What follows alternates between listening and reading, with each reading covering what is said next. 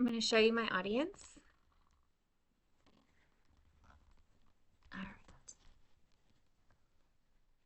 Hi, my name is Jordan Seaver, and today I'm going to talk to you about the consequences of purchasing your pet from a breeder rather than adopting from a shelter. Before I get into the benefits of adopting versus buying, I'd like to do a little exercise with you. If you would, please take a moment to think about your current pet. Or if you don't have a pet, think about a previous pet that you've had. Did you buy or adopt this pet? If you bought this pet, did you buy it from a breeder? And if so, what made you buy it from a breeder? Were you looking for a specific breed or a purebred? When you bought your pet, did you go to the breeding operation and see it in person? Were you able to see the condition that the animals were kept in?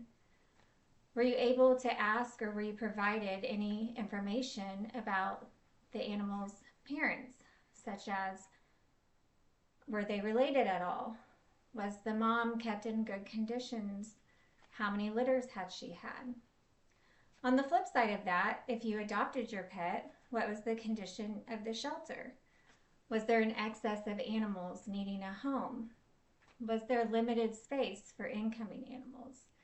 And was there requests for volunteers and donations because of limited resources?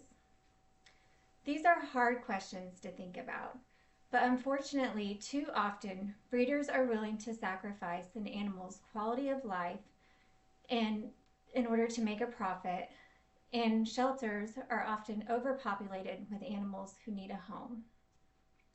Many animals suffer from unethical breeding and overpopulation, but today I'm going to focus on the most common pet in the US, dogs. According to data collected by Americans Pet Product Association, around 65 million American households own a dog. With that being said, let's look at the unethical breeding and the overpopulation of dogs in shelters. First off, unethical breeding. According to PETA, People for the Ethical Treatment of Animals, classifies a dog breeder as anyone who forces a dog to reproduce in order to make a profit.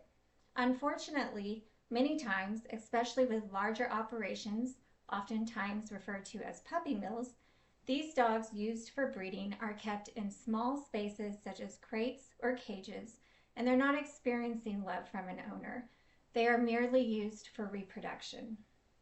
These crates are often not much larger than the pet's body itself, forcing the animal to live amongst its own waste, causing it to be more susceptible to deadly parasites. These conditions also allow limited time for these animals to be outside to play and roam like a normal animal should. Another common issue with unethical breeding is inbreeding. According to an article by Dogster.com and reviewed and fact-checked by veterinarian Dr. Maha Platista, inbreeding is an act where two dogs mate to produce an offspring and have one or more ancestor in common. Inbreeding was used for centuries to produce champion bloodlines and canines. So there are several breeds that you know and love today that are actually products of inbreeding. Oftentimes, society's demand for a certain look or quality in a dog is what drives breeders to inbreeding.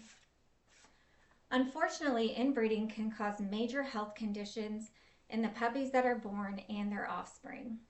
It can reduce a dog's lifespan by rare traits becoming common and leading to diseases such as blindness, blood disorders, orthopedic and metabolic problems, birthing issues, reduced immune system, poor fertility, and the loss of genetic diversity.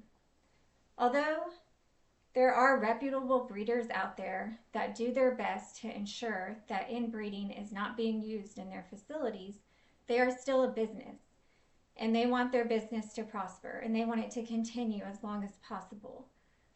Which leads us to our next issue of homeless or deserted animals that has led to overpopulation in shelters across the nation.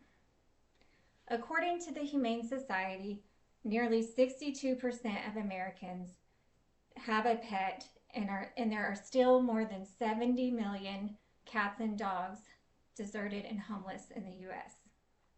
Out of these 70 million, 6 to 8 million will find a shelter each year. Even with these astounding numbers, only 20% of Americans are willing to adopt from a shelter. Unfortunately, this is common and due to consumers having subscribed to the theory of purebred superiority. They think that if they get a dog from a breeder, that their dog is going to come from a more loving environment and is going to have less health issues. But this is simply untrue. As we have learned today, inbreeding and health problems are a major and common concern when purchasing a dog from a breeder.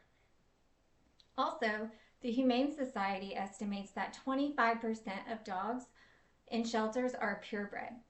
This gives an individual ample opportunity to find the breed that they are looking for in a shelter.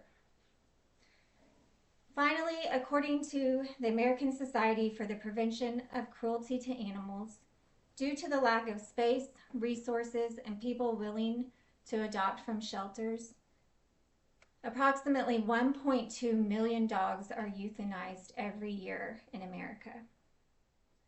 In conclusion, we have learned about the unethical breeding of dogs that is directly affecting the overpopulation in shelters across the U.S., which has led to a small percentage of homeless and deserted animals being able to find refuge in a shelter.